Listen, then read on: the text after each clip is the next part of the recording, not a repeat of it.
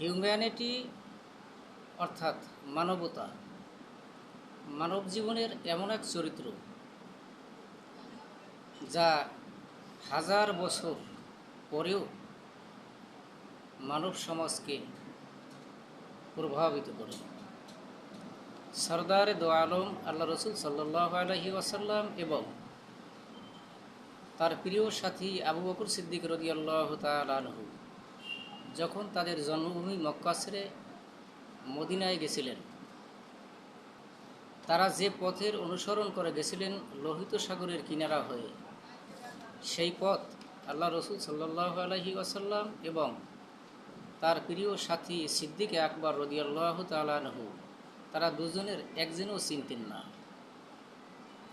সেই পথ প্রদর্শক একজন কাফের ছিল।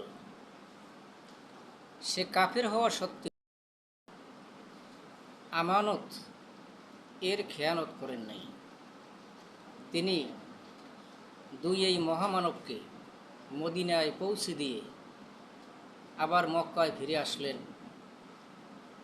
জীবনে মৃত্যু পর্যন্ত তিনি ইসলাম ধর্ম কবুল করেন নাই, কাফিরই ছিলেন, কিন্তু তিনি তার আমানত অর্থাৎ আল্লাহ রসুল এবং সিদ্দিক আকবর তাদেরকে মদিনায় পৌঁছে দিয়ে আসছেন, এই কথা গোটা মক্কার কোনো কাফিরকে বলেন নাই।